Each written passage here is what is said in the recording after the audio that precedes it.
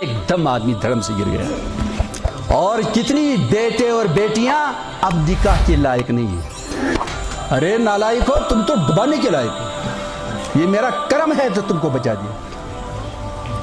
ناراض ہونے کا حق کس کو ہے؟ اللہ کو. اور کتنی بیٹے اور بیٹیاں اب نکاح کے لائق نہیں ہیں. ان کا حسن زائل ہو چکا ہے. وہ ماں بننے کے لائق نہیں. لڑکے کتنے آتے ہیں روتے ہیں علماء کے پاس جا جا کر. دوست دروازے تر ساتھ ہوتے ہیں, پھر دوست کے ذرا چند منٹ اب باہر رہنا, اندر آ کر کہتے ہیں نکاح تو ہو گیا لیکن میں نکاح کے لائق نہیں ہوں. اور روتے روتے کہتا کیونکہ وہ امانت پہلے ہی ضائع کر چکے ہیں. دیکھو کیسے ہم مٹ رہے ہیں. دشمن کو کچھ کرنا نہیں ہے, ہم خود مٹ رہے ہیں. سما گیا. اس لیے خیر کو پھیلاؤ اور شر کو مٹاؤ. ہمارے اندر شر بھی ہے خیر بھی ہے. خیر کو پھیلانا ہے اور شر کو ختم کرنا ہے, اس کا امالہ کرنا ہے, ازالہ کرنا ہے. وہ تب ممکن ہے جب آپ کا تعلق اللہ سے قائم ہو جائے, رسول اکرم صلی اللہ علیہ وسلم سے قائم ہو جائے. اور اس بارے میں ضروری ہے کسی عالم کے ساتھ, کسی بھی اچھے عالم کے ساتھ, یا مومن صادق ہو. مومن صادق ہو, تجربہ کار ہو, جسے بقدر ضرورت علم دین حاصل ہو, اس کی ہم نشینی اختیار کرنا بہت ضروری ہے. آپ کے لیے بھی میرے لیے, ہر ایک کے لیے. مربی کو بھی مربی کی ضرورت ہے, ڈاکٹر کو بھی ڈاکٹر کی ضرورت ہے. مجھ کو بھی آپ کو بھی تنہائیوں میں جا جا کر بیٹھ کر دیر تک سر بسجود ہونے کی واللہ بہت شدید ضرورت ہے. اللہ کو پیار آتا ہے کہ میرے بندے کا ماتھا جبین میری بارگاہ میں مسجود ہے, ٹکا ہوا ہے. اللہ کو واللہ پیار آتا ہے. دیکھو قرآن کریم میں آیا, پہلی آیات جو نازل ہوئی سورہ العلق, اس کی 5 آیتیں, اس کے آخر میں کیا ہے؟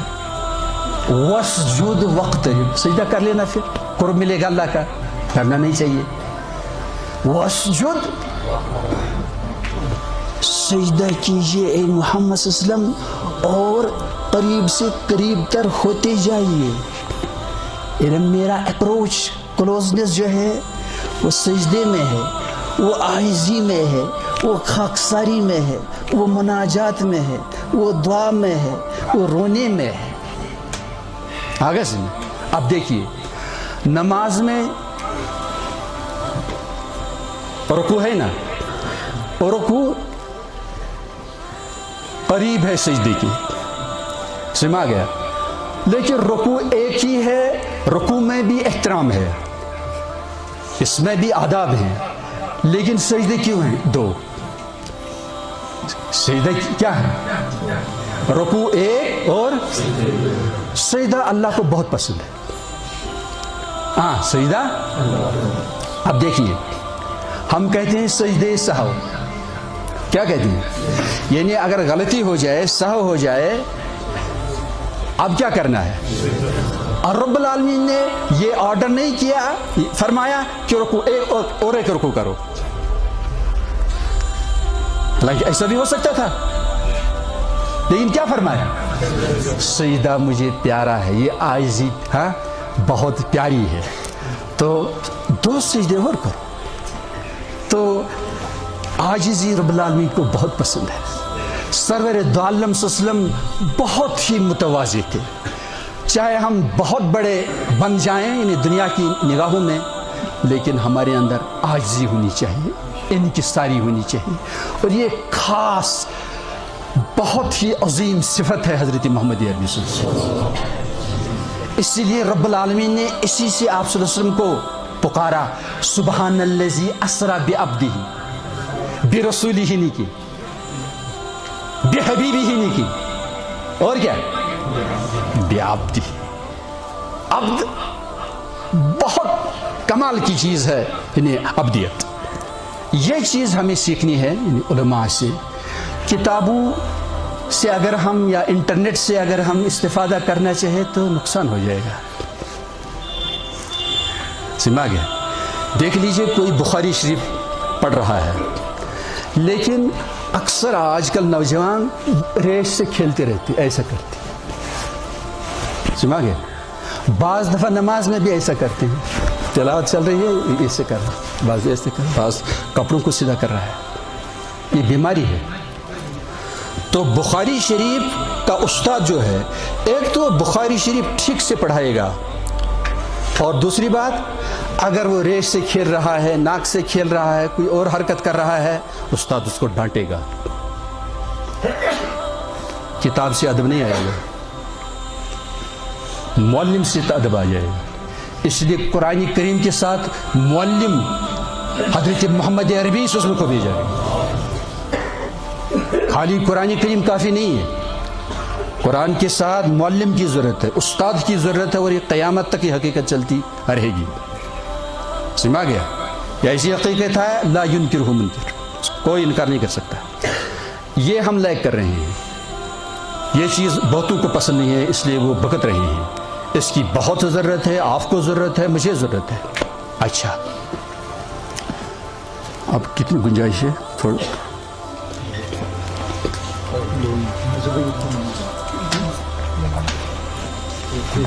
دیکھ لیجئے. توبہ کو بھی ہم نے مذاق بنا دیا. توبہ کیا چیز ہے؟ توبہ ہے عام الفاظ میں کہ نافرمان اولاد اپنے والدین سے دور ہو گئی، اولاد ہی ناراض ہو رہی ہیں. ناراض ہونے کا حق والدین کو ہے.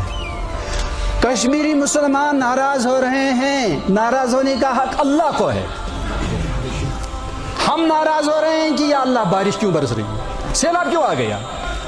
ارے نالائق ہو، تم تو ڈبانے کے لائق ہو، یہ میرا کرم ہے تو تم کو بچا دیا. ناراض ہونے کا حق کس کو ہے؟ اللہ کو. ہمیں تو استغفار میں رہنا چاہیے تھا، ندامت میں رہنا چاہیے، پشیمان ہونا چاہیے تھا. انا للہ و انا الیہ راجعون. تو یہ تو ہمیں سمجھ میں آتا ہے. آپ میں سے جو والد بنا ہوا ہے نا، اس کو پتہ چلتا ہے جب بیٹا بیٹی نافرمانی کرتے ہیں تو کیا ہوتا ہے. دکھ ہوتا ہے، سماغ ہے، جگر پھٹنے کو آتا ہے، پریشان ہوتا ہے. مسجد میں جا کر نماز میں بھی بس یہی پریشانی ستاتی رہتی ہے کہ اولاد کو کیا ہو گیا. آگے سنیں. اب وہ جانتا ہے کہ اولاد کی نافرمانی کیا ہوتی ہے. یا ملازم کاروبار میں کسی کو رکھ دیا اور نافرمانی کر رہا ہے، خیانت کر رہا ہے، چوری کر رہا ہے، دھوکہ دے رہا ہے، جھوٹی قسمیں کھا رہا ہے. اب اس کو پتہ چلے گا کہ یہ گناہ کیا چیز ہے. سمجھ گئے؟ جب کوئی بھگتے. اچھا آپ کا میرا پیر جس سٹیپ پر اس کو رکھنا ہے اس پر رکھنا ہے، لیکن پیر اس پر پڑا نہیں، پیر نے نافرمانی کی، یہ تیسرے سٹیپ پر پڑ گیا، ایک دم آدمی دھڑم سے گر گیا، ایکسیڈنٹ ہو گیا. پیر نے 1% نافرمانی کی.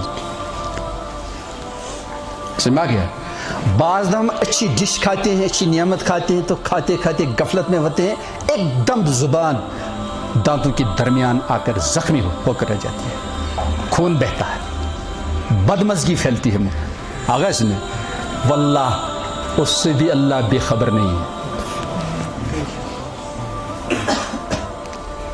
آغاز میں تو ہزاروں مصیبتیں جن کے اندر ہم مبتلا ہیں، ایک دم ہم ان سے انشاءاللہ بچ جائیں گے جو ہی ہم سچی پکی توبہ کریں گے.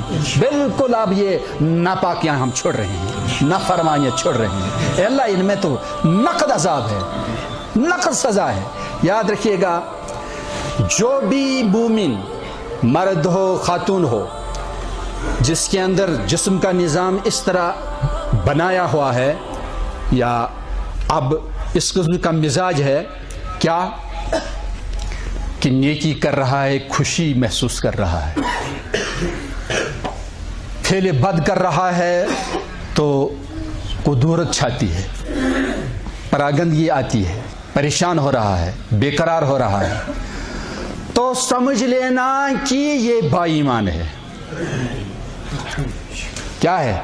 یہ با ایمان ہے۔ جو نیکی سے، نماز سے، تلاوت سے، درود سے وغیرہ وغیرہ خوش نہیں ہو رہا ہے اور بدی سے کچھ نہیں بگڑ رہا ہے، ٹس سے مس نہیں ہو رہا ہے، اس کو سمجھ لینا چاہیے کہ وہ ایمان سے محروم ہو چکا ہے۔ یہ ایسڈ ٹیسٹ ہے، یہ ایک میزان ہے، اور اس میزان کو حضرت محمد عربی صلی اللہ علیہ وسلم نے بیان فرمایا ہے۔ اذا سرت کا حسنتک وساءت کا سیئتک فانت مومن۔ جب نیکی تجھے خوش کرے اور بدی تجھے پراگندہ پریشان کرے تو پیارے نبی فرماتے ہیں تب تو تم مومن ہو، تب تو تم مومن ہو۔ دیکھو یہ کیفیت کم از کم ہونی چاہیے۔ جو 100% سکون چاہے، ریسرچ کے لیے بھی اس کی ضرورت ہے، پڑھائی کے لیے اس کے لیے ضرورت ہے، اسکالرشپ کے لیے اس کی ضرورت ہے، آگے سے میں تو فرینڈ سرکل منیمائز کرنا ہے، تعلقات کو کم کرنا ہے اور فضول ہر حرکت سے بچنا ہے۔ اگر ریسرچ کرنی ہو، چاہے قرآن پر ریسرچ ہو، دین پر ریسرچ ہو، کسی بھی چیز پر ریسرچ ہو، سمجھ گئے۔ لیکن پھر عرض کرتا ہوں استاد کے بغیر انہیں گمراہ ہونے کی بہت سنگین چانسز ہیں، بہت زیادہ چانسز ہیں۔ استاد سنبھالتا ہے ورنہ پارا اوپر چڑھتا ہے، جیسے بہت لوگ اب بھی موجود ہیں جن کا پارا بہت اوپر چڑھ گیا ہے اور گمراہ ہو گئے۔